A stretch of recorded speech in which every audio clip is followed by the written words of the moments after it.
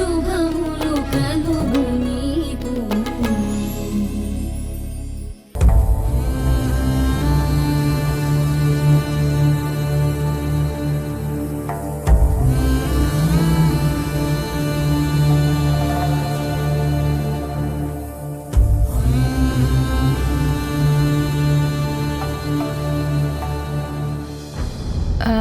అమ్మా, నాకు దాహంగా ఉంది.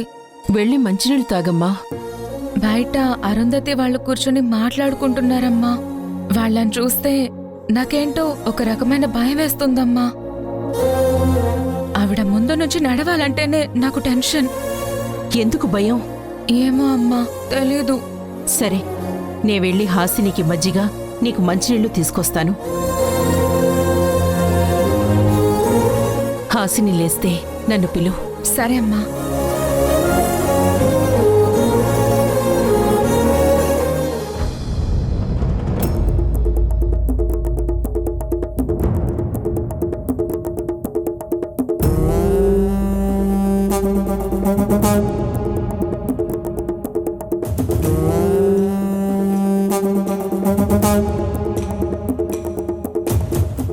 ఇంత మంచి బిజినెస్ గురించి మాట్లాడుకుంటుంటే మన చుట్టూ మన చెడు కోరుకునే వాళ్ళు చేరిపోయారు. అమ్మా, నిన్ను వాళ్ళ చెప్పు చేతుల్లో పెట్టుకుని నీ జీవితాన్ని కోలుకోలేకుండా దెబ్బ కొట్టాలని చూశారు. కానీ నువ్వు కోలుకొని చాలా స్ట్రాంగ్గా నిలబడి వాళ్ళకి రిటర్న్ స్ట్రోక్ ఇచ్చావు కదా. అయినా ఇలాంటి వాళ్ళు మనల్ని ఏం చేయలేరమ్మా. రేఖ, నువ్వేం చెప్తున్నావో చెప్పు.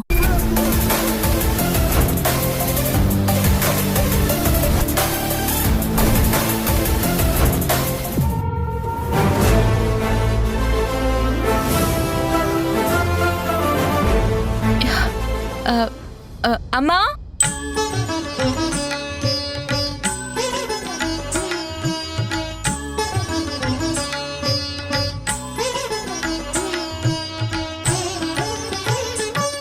అమ్మా,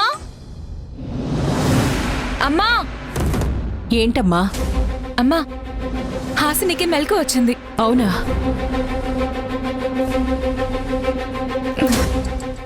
ఏమ్మా, లేచావా? ఎలా ఉంది నీకో? సంబంధం లేదని వదిలేసి వెళ్ళిపోయిన వాళ్ళకి నాకెలా ఉంటే ఏంటంట.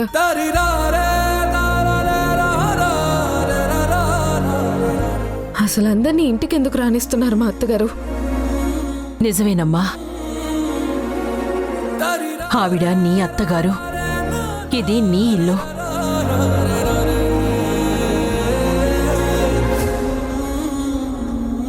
నేనే చిన్న కూతురి దృష్టిలో అనాథనైన అమ్మని. అమ్మా, ఏంటా మాటలు? ఏ హాసిని, ఎందుకు ఇలా పిచ్చి పిచ్చిగా మాట్లాడుతున్నావు? సునైనా, తప్పు. అలా కోప్పడకూడదు. ఏమ్మా, నీకేమైనా తినాలనుందా? తాగాలనుందా? నాకేం తినాలని తాగాలని లేదు. నాకిష్టం లేని వాళ్ళు నా గదిలోకి వచ్చారని కోపంగా ఉంది.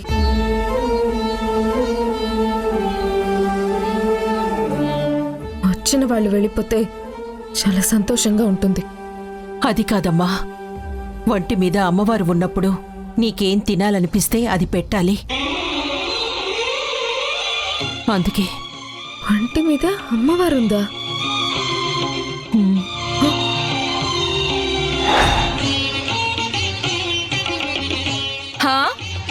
లేదంటే మేమెందుకు వచ్చామనుకుంటున్నావు? చూసుకో నీకేమైందో.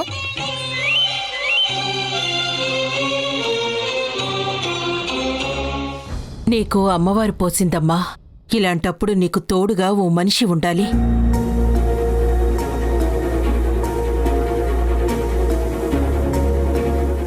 నీకు ఒళ్ళంతా చిరాగ్గా, మంటగా అనిపిస్తుంది. అలాంటప్పుడు నీ వంటి మీద వేపాకుతో విసరాలి. అవన్నీ చూసుకోడానికేనమ్మా మేమిద్దరం వచ్చాం. అవన్నీ చూసుకోవడానికి ఇక్కడ మనుషులున్నారు.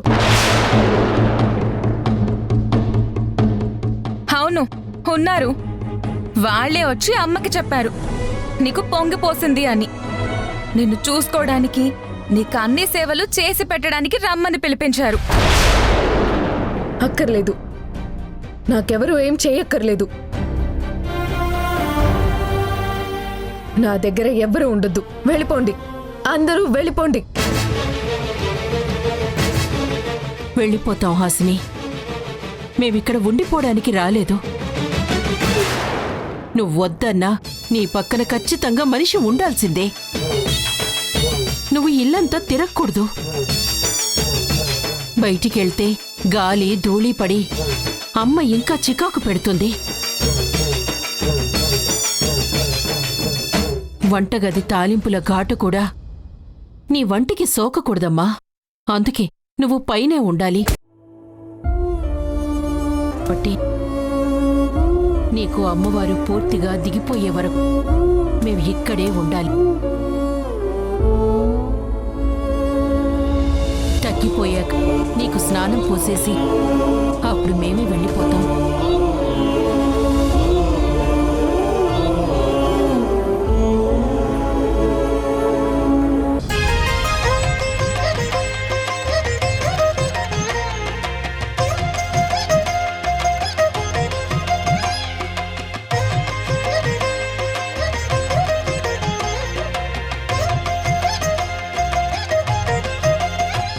అమ్మా, ఇప్పుడు అర్థమైందమ్మా నువ్వు కృష్ణ తులసికి ఎందుకు కబురు పంపించావో. ఇన్ని రోజులు కూతుళ్ల ప్రేమని మాత్రమే చూసిన కృష్ణ తులసి ఇక నుంచి చిన్న కూతురు చేసే చేత్కారాల్ని చూస్తుంది. ఏంటి లక్ష్మి, వంటలు చేయటం వదిలేసి అలాగా వాళ్ళకి కావాల్సినవి చేస్తున్నావా? లక్ష్మి, మజ్జిగ కావాలి లక్ష్మి. విన్నావుగా, కొంచెం మజ్జిగంట ఇవ్వు. దాంతోపాటు సాయంత్రం తాగడానికి పాలు, పాయసం లాంటివి ఏమైనా కావాలేమో కనుక్కుని మరీ పెట్టివ్వు. తింటారమ్మమ్మ. ఫ్రీగా చేస్తే పిజ్జాలు, బర్గర్ లాంటివి కూడా చేయించుకొని తింటారు. ఎందుకంటే కొంతమంది ఇప్పుడు బాగున్నా ఒకప్పుడు ఏమీ లేక అందరి ముందు చేయి చాచి ఫ్రీగా తినడం అలవాటు ఉన్నవాళ్లే కదా. మన ఇంట్లోకొచ్చి నోరు తెరిచి మరీ అడిగాక ఇవ్వకపోతే వాళ్ళ చెయ్యి కిందికి, మన చెయ్యి పైకి ఎలా వస్తుంది? ఇచ్చే లక్ష్మి.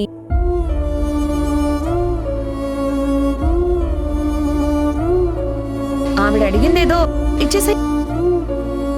మా గురించి మాకు తెలుసు, ఈ ఊరి జనానికి తెలుసు. ఈ ఇంట్లో పొంగు పోసిన పిల్ల ఉంది.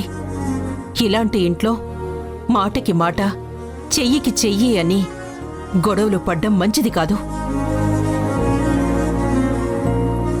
అసలే అమ్మవారు చాలా ఉధృతంగా కుండలు కట్టేసి ఉంది. మజ్జిగ తాగితే హాసినికి చలవ చేస్తుంది. అంటే నువ్వు మజ్జిగ అడిగింది హాసిని కోసమా? అమ్మా క్షమించమ్మా, క్షమించు. ఏంటమ్మమ్మా, సడన్ గా ఏమైంది నీకు? మనం ఎంతసేపు కృష్ణ తులసి ఏదో అడిగిందనుకుని వెటకారం ఆడేశాం. కానీ తను అడిగింది హాసిని కోసమంట.